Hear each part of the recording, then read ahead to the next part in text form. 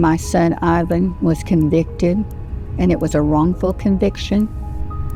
We want a stay of execution and allow Ivan's attorney to go in there and show you the evidence so you know that he's innocent. I want to hold my son, and I haven't held him in 23 years. They did that to me, and they gotta make it right. Estas declaraciones las ofreció Sylvia Cantu desde las afueras de la Penitenciaría Estatal de Huntsville, en Texas, Estados Unidos. Ella abogaba por su hijo, Iván Cantu, un hombre de origen mexicano que en el año 2000 fue acusado de quitarle la vida a su primo, James Mosqueda, y a la novia de este, Amy Kitchen. Durante más de 2 décadas, organizaciones civiles, periodistas y hasta artistas de alto perfil advirtieron sobre presuntas irregularidades en la investigación y el proceso legal. Quédate hasta el final del video y descubre todo lo que sucedió en esta sorprendente historia de un hombre que sostuvo su inocencia hasta el final y que pone en relieve el debate sobre el sistema penal estadounidense. Hola a todos, ¿cómo están? Mi nombre es Lesma, espero se encuentren muy bien. Yo como siempre muy contenta de poder estar un día más aquí con ustedes, muy agradecida de que me estén viendo donde quiera que se encuentren. Hoy tenemos un caso sucedido en los Estados Unidos, el de James Mosqueda y Amy Kitchen. Acompáñenme a ver todos los detalles.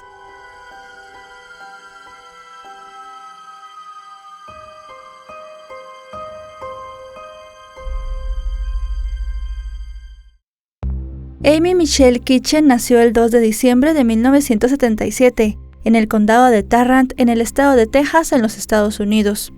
Fue la menor del matrimonio conformado por Jerry y Bernardine. También tuvieron un hijo mayor, al cual llamaron Mark. Debido a que fue la única niña de la familia desde pequeña, Amy se convirtió en el centro de atención en el hogar y fue mimada por todos, especialmente por su padre y su hermano mayor, quienes la trataban como una princesa. Fue descrita como una jovencita con un gran sentido del humor, responsable, extrovertida, dulce, amable e inteligente. Pese a que era la consentida de la casa, jamás se sintió más que nadie. Por el contrario, le gustaba ayudar a la gente, y quienes la conocían la consideraban como una chica con los pies bien puestos sobre la tierra. En 1996 se graduó de la escuela secundaria en Texas, y poco después inició sus estudios superiores de enfermería en la Universidad de Mujeres de Texas en el condado de Denton.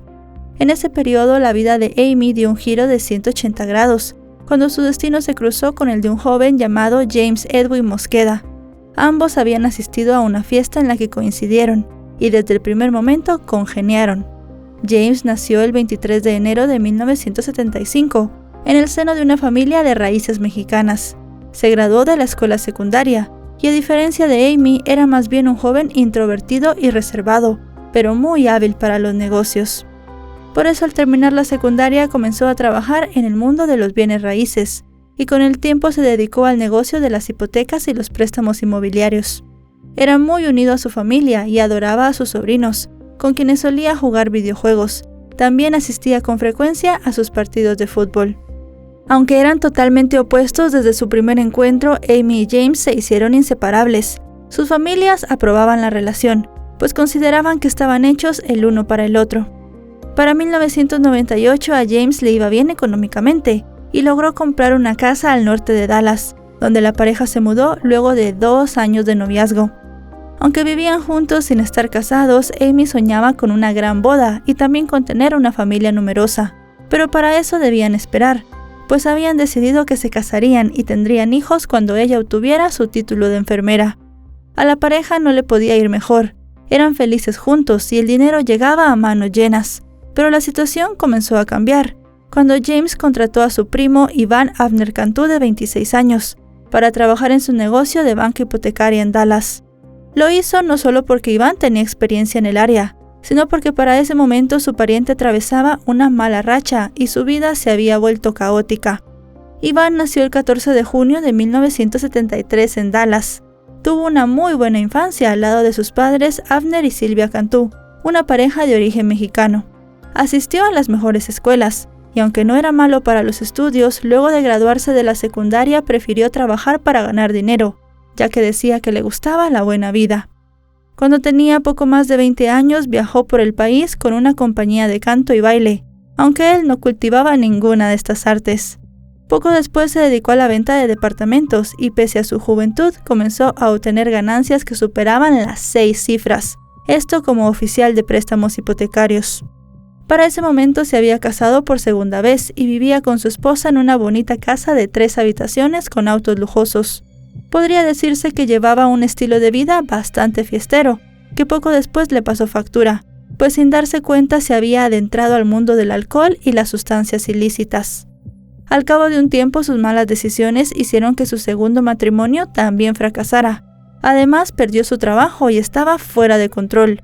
Sabía que tenía un problema de adicción, así que huyó y se unió a la Marina, pero pronto se dio cuenta que no estaba hecho para el ejército y se apresuró a salir de allí. Fue entonces cuando regresó a Dallas y comenzó no solo a trabajar con su primo James, sino que también se mudó a su casa durante un tiempo. Al comienzo las cosas entre ellos marchaban bien, pues eran bastante unidos y se querían como hermanos. Sin embargo, su estadía en la casa y en el negocio de su primo fue efímera, pues para los primeros meses del año 2000, por razones que no trascendieron en ese momento, James lo despidió y lo echó de casa. Para julio de ese año, James de 27 años y Amy de 22 se comprometieron. El joven organizó un viaje romántico a las Bahamas donde le propuso matrimonio y le regaló un hermoso anillo de diamantes para sellar su compromiso. Mientras la pareja celebraba y hacía planes para pasar el resto de su vida juntos, Ivan se había instalado en Minnesota, donde consiguió empleo en otra compañía hipotecaria y un trabajo a tiempo parcial como camarero en un local de comida. Allí conoció a Amy Butcher, de 23 años, a quien nos referiremos de ahora en adelante por su nombre y apellido, y a su hermano Jeff, de 21. Al cabo de unos meses de relación, para octubre de ese año, se mudaron juntos a un apartamento en Dallas, ubicado a aproximadamente 1,5 kilómetros de la residencia de James. Para ese momento, James y Amy continuaban haciendo sus planes de casamiento, pero lamentablemente no pudieron concretarlos. El sábado 4 de noviembre del año 2000, una terrible tragedia truncó su futuro y dejó devastadas a sus familias. La noche anterior, es decir, el 3 de noviembre, la pareja había salido a cenar con el padre de Amy.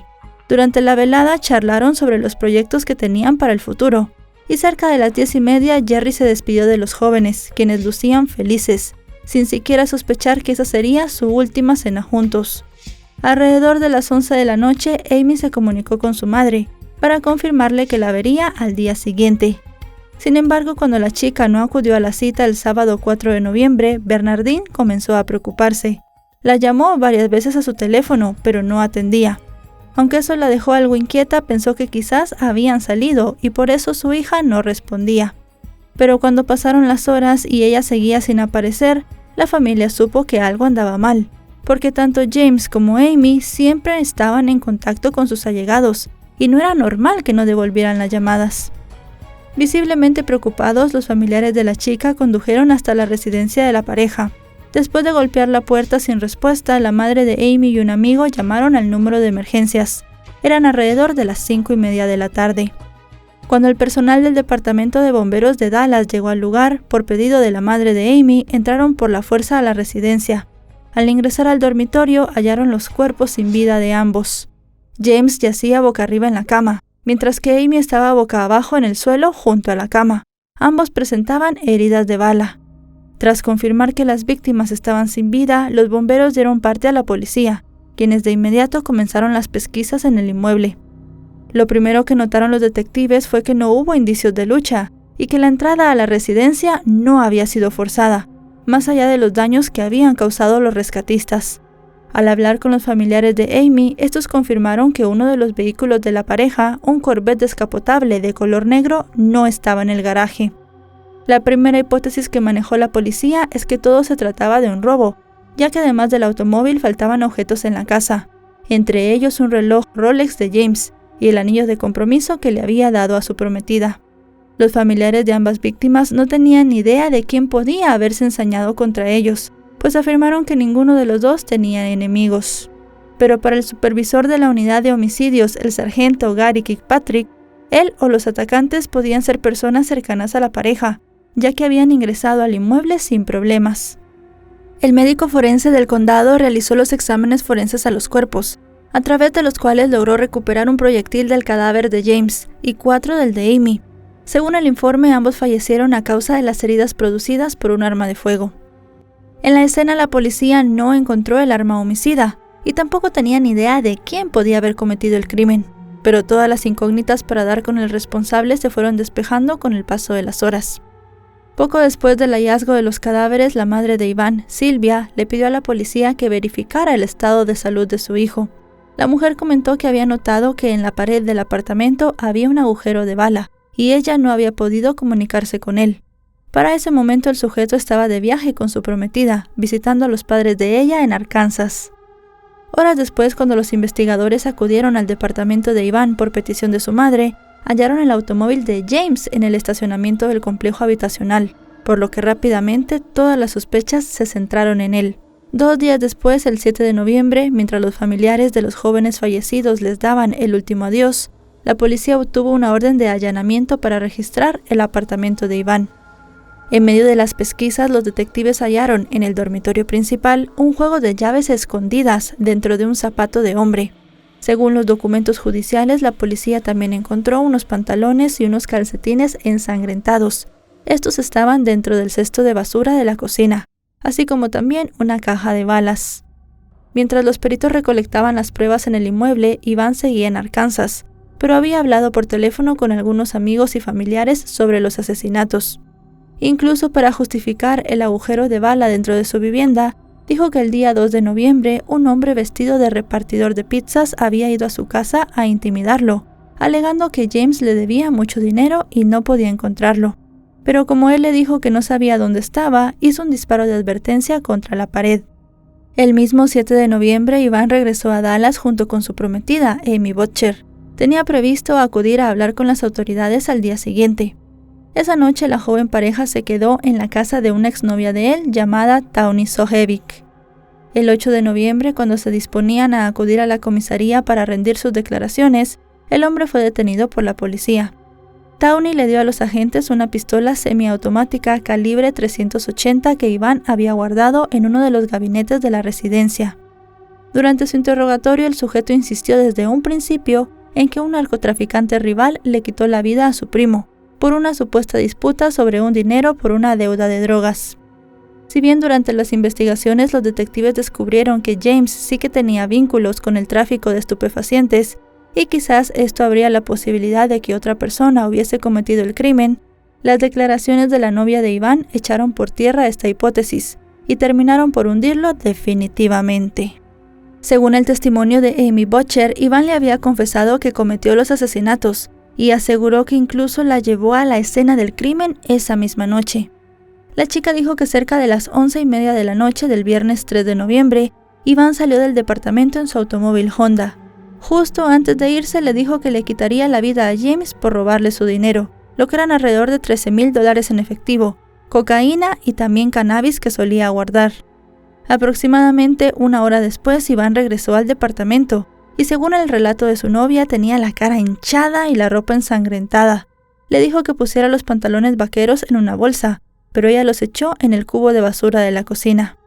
Amy Butcher señaló que la noche del doble crimen vio a Iván con el reloj Rolex de su primo. Además, esa misma noche le pidió que se casara con él y le dio un anillo de diamantes, que más tarde supo era el que James le había regalado a Amy el día que se comprometieron. Según la mujer, el sospechoso le quitó el anillo cuando regresó a Dallas y supuestamente se deshizo de él. Además del testimonio de Amy Butcher, la policía también obtuvo las declaraciones del hermano de la joven, Jeff, quien aseguró que su cuñado le había dicho que planeaba quitarle la vida a su primo, y dijo que luego trató de convencerlo para que le ayudara a limpiar la escena del crimen después de perpetrar el doble homicidio, pero Jeff dijo que él no había aceptado.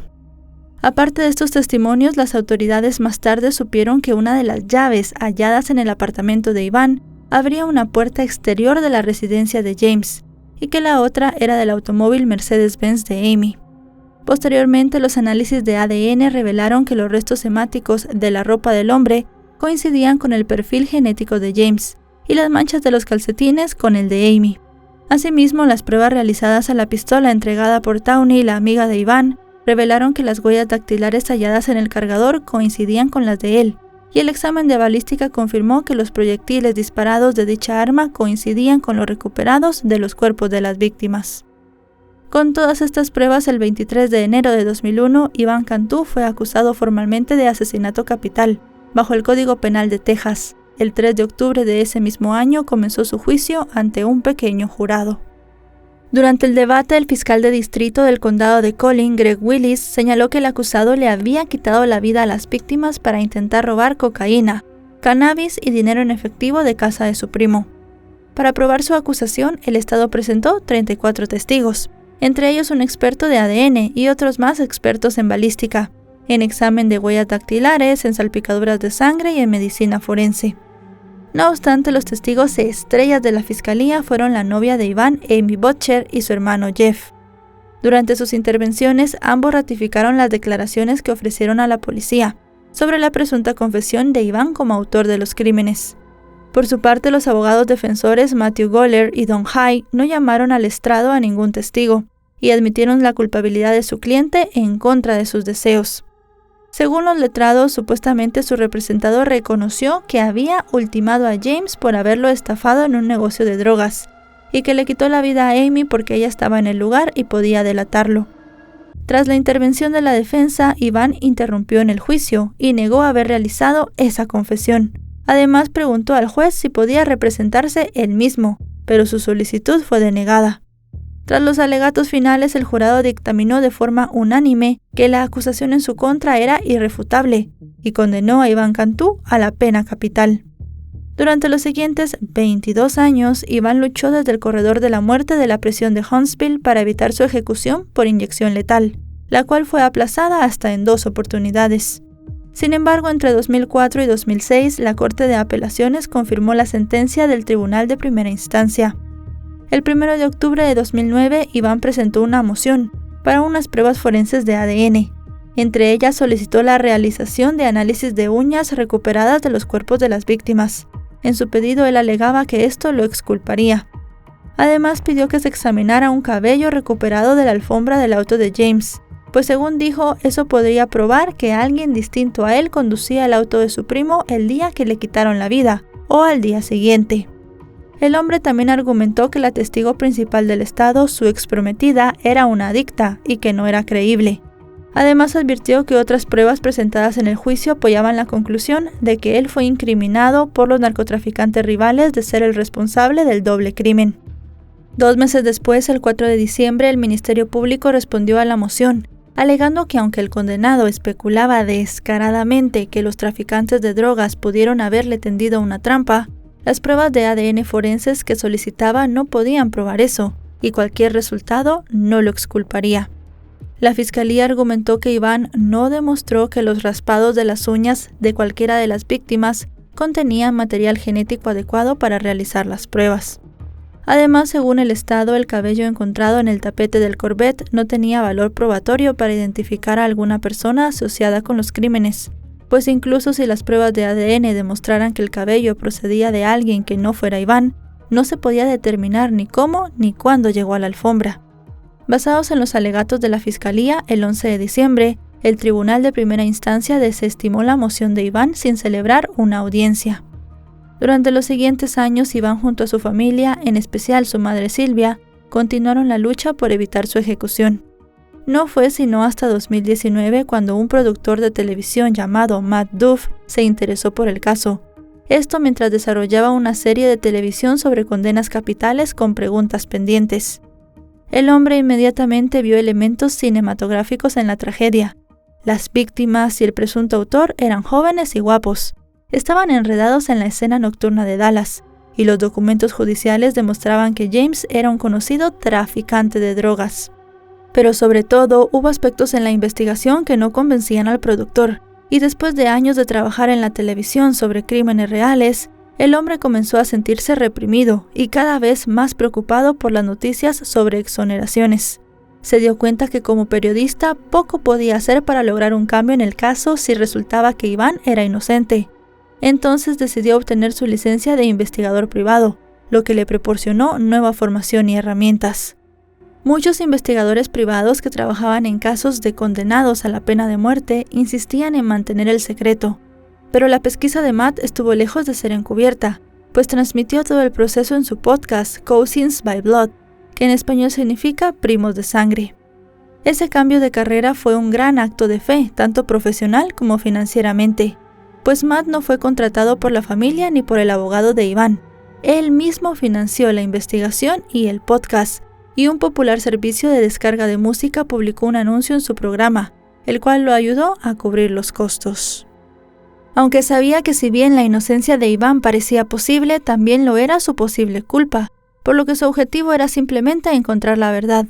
Entonces Matt comenzó a viajar regularmente a Texas mientras investigaba el caso. Su primera visita al estado fue para entrevistar al hombre personalmente. Asimismo, convenció a una exoficial de policía de Dallas, Susan A. Chamber, para que lo acompañara y ayudara a encontrar a la exprometida de Iván. Necesitaba entrevistarla, porque ella había sido la testigo estrella de la fiscalía. Luego de varios intentos fallidos, Matt logró ubicar a Amy Butcher. Durante su conversación le hizo preguntas difíciles, pero ella no dio mucha información nueva.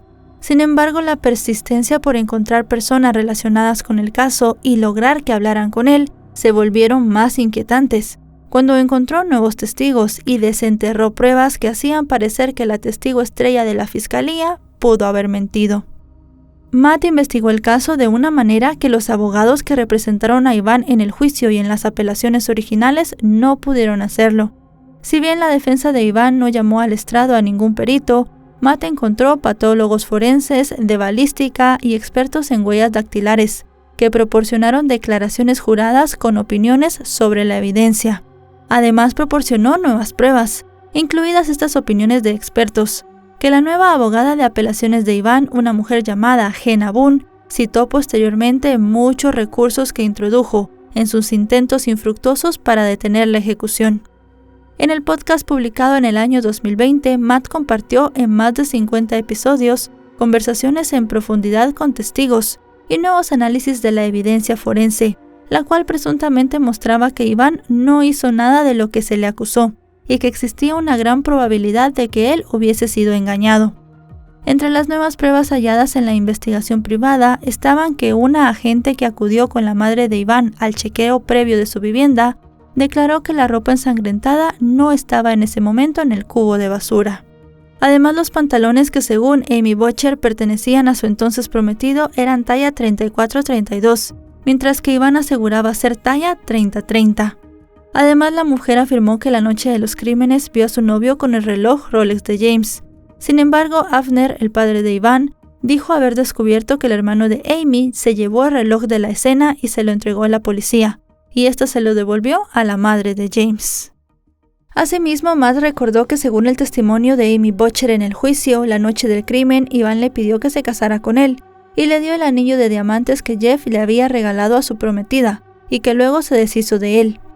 No obstante, algunos testigos hallados por la abogada de Iván aseguraron que la mujer ya tenía una sortija una semana antes de los hechos. Además, su hermano Jeff se había retractado del testimonio que dio en el juicio, en el cual dijo que Iván le pidió que lo ayudara a limpiar la casa después de los crímenes, alegando que cuando testificó estaba bajo el efecto de algún estupefaciente y que la conversación entre él y su cuñado jamás existió. Este trabajo de investigación de Matt tocó la fibra sensible de los oyentes de Texas y proporcionó una plataforma pública importante para la afirmación de la presunta inocencia de Iván. El caso llamó la atención de la Iglesia Católica y de la Conferencia de Obispos Católicos de Texas, que instaron a que se detuviera la ejecución debido a las dudas tan serias en el caso. Asimismo, algunas celebridades como Kim Kardashian, Martin Sheen, Susan Sarandon y la activista contra la pena capital, la hermana Helen Prejean, se unieron a la causa para exigir que se abriera una nueva investigación y se cancelara la ejecución, defendiendo una campaña de petición en la página moveon.org. El grupo entregó 80,000 firmas al fiscal de distrito del condado de Collin, instándole a que solicitara una suspensión de la ejecución. En tanto, la actriz Jane Fonda compartió en sus redes sociales un video que hacía el llamado para firmar la petición instando al gobernador de Texas, Greg Abbott, a conceder una suspensión de la ejecución. De igual manera se pronunciaron 3 miembros del jurado del juicio de Iván, quienes también solicitaron un aplazamiento, alegando que tenían dudas sobre el caso. Incluso Jeff Calhoun, expresidente del jurado, escribió un artículo de opinión titulado "Ayudé a poner a Iván Cantú en el corredor de la muerte. Ahora siento que me engañaron".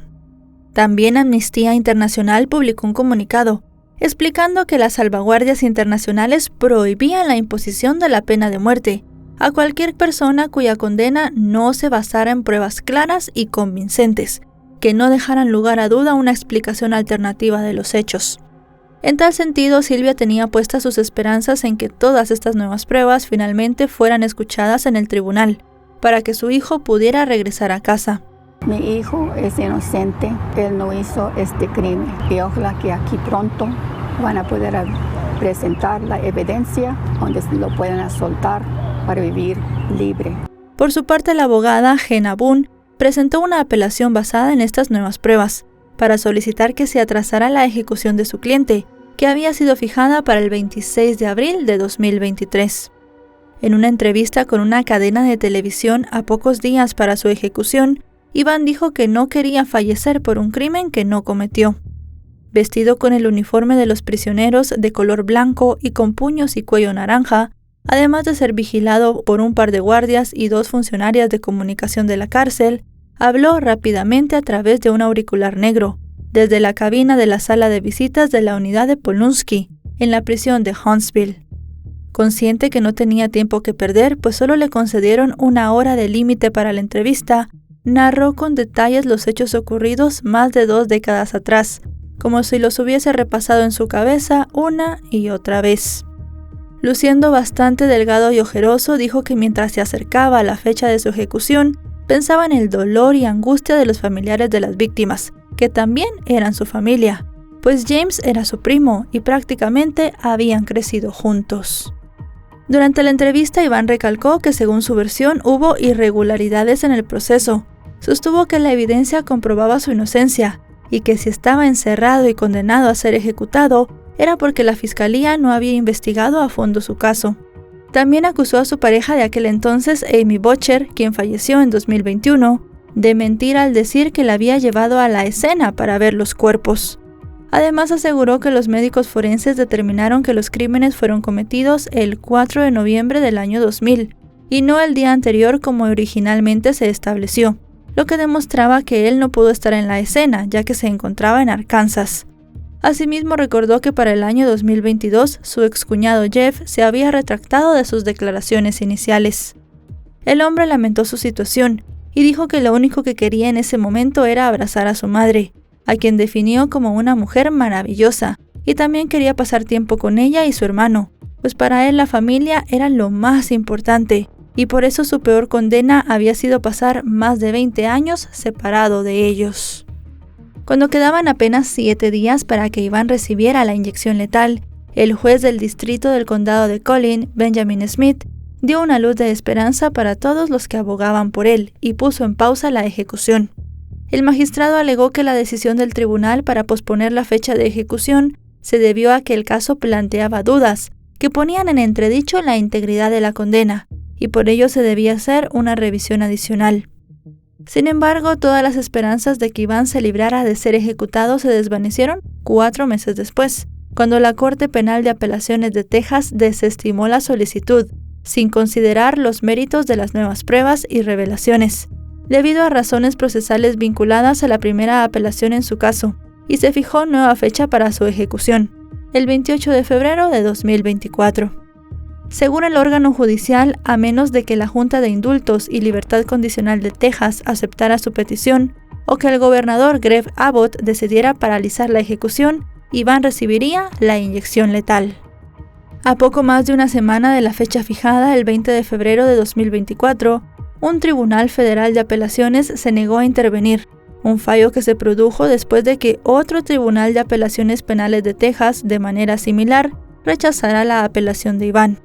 El día antes de la ejecución, Silvia dio unas declaraciones en los medios, en las que rogó para que salvaran a su hijo.